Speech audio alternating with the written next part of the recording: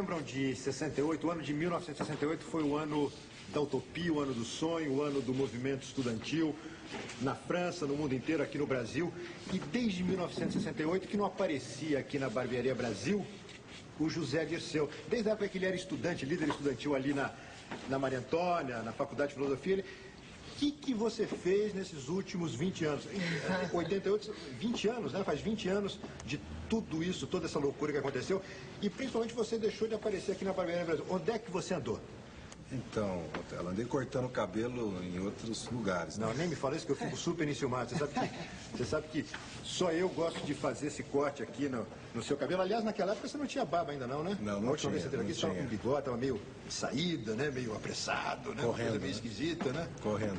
Inclusive andei cortando o corte militar, né? Ah, é? Obrigatório, né? Aonde? Na cadeia? Fiquei 11 meses, né? No Forte Itaipu, no 2º BC. Como é que são os barbeiros lá? Cortam bem o cabelo? Cortam rápido, né? Rápido, o corte é único, né? Sei, sua máquina ali zero. É só cortar bem curtinho, por causa dos piolhos também, né? Porque as cadeias brasileiras continuam infectas, né? E o piolho é um inimigo eterno do preso político no Brasil, além da falta de liberdade. Também estive por Cuba, pelo Paraná no Brasil e depois pelo PT, né? O PT dá pouco tempo. Então o cabelo vai crescendo, a barba vai crescendo, mas eu estou aqui, né?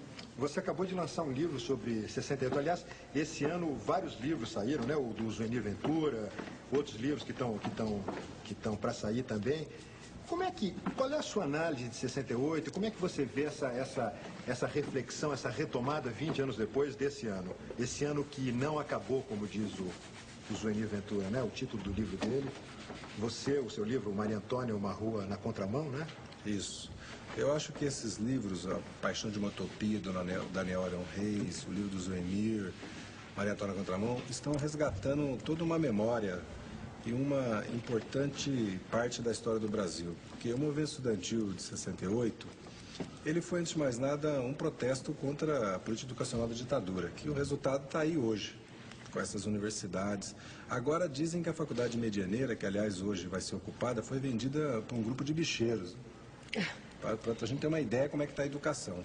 Foi um movimento contra a ditadura, porque o país vivia sob uma ditadura, com censura à imprensa, à arte, à música, com uma política econômica de arroxo, com muita repressão.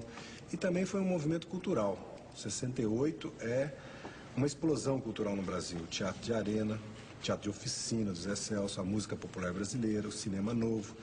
E o movimento estudantil era parte desse movimento cultural. O Tuca existiu muito em função do movimento estudantil.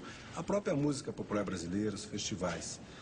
Toda uma juventude que vivia já fora de casa, trabalhava, tinha independência financeira e vivia num mundo da Tchecoslováquia, da Guerra do Vietnã, da revolta dos jovens norte-americanos, da luta pelos direitos humanos nos Estados Unidos, do Maio francês, era oprimido no Brasil, primeiro por uma cultura autoritária e segundo por uma moral hipócrita ultrapassada, que vinha muito do Brasil agrário, do Brasil de antes da Segunda Guerra Mundial. Nós, quando chegamos na universidade, chegamos no mercado de trabalho, chegamos aos 16, 18 anos, rompemos com isso. Inclusive rompemos na roupa, no cabelo, na relação com a família e também na criação artística. E rompemos também participando socialmente. Talvez tenha sido a primeira vez que a juventude brasileira de classe média, filha de pequeno proprietário, tenha se lançado na luta política, porque a juventude brasileira militar se lançou na luta política na década de 20, os tenentes.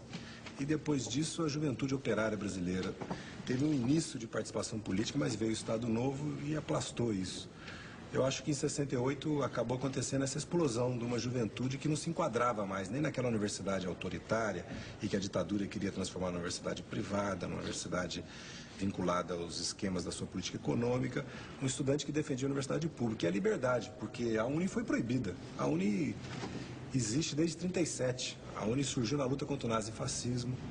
Ela se consolidou na luta pelo petróleo é nosso. Depois a Uni fez 2 seminários sobre a reforma universitária em Curitiba e em Salvador no fim da década de 50. A famosa greve de 1/3, que exigia a democratização do poder na universidade, que os estudantes tivessem 1/3 de representantes no conselho universitário. Participou das reformas de base do governo Jango Goulart e foi proibida com o golpe militar. Os estudantes não aceitaram isso, fizeram o plebiscito que derrotou a Lei Suplicy de Lacerda.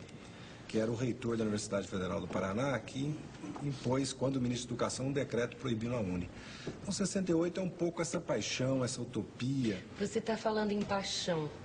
E, sem dúvida, todo esse movimento é um marco no Brasil de hoje ainda, né? Mas o brasileiro esquece rápido.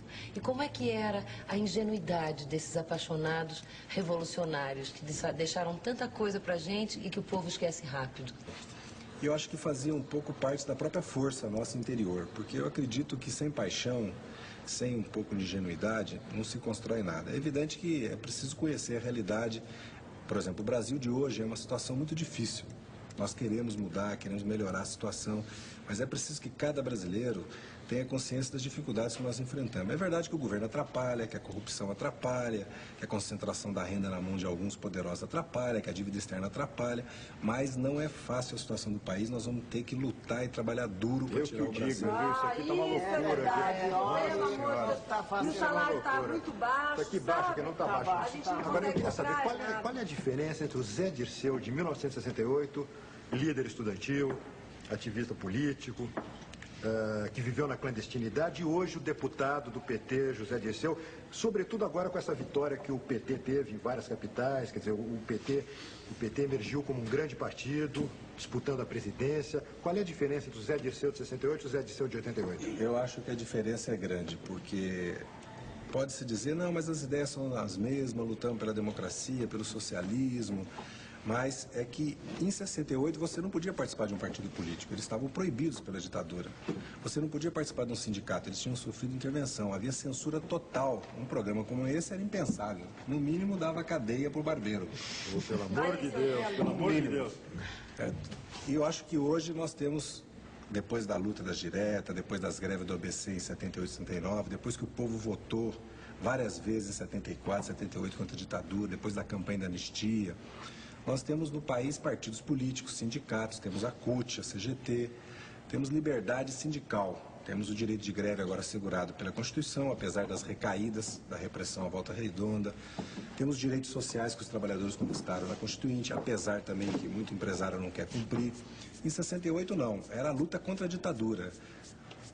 A atuação do estudante tinha que ser política. O centro acadêmico acabava sendo um instrumento da luta política, porque, apesar da atividade cultural, das feiras de livro, do teatro, do cinema, nós éramos, na verdade, obrigados a fazer política, porque, além de estudante, éramos cidadãos.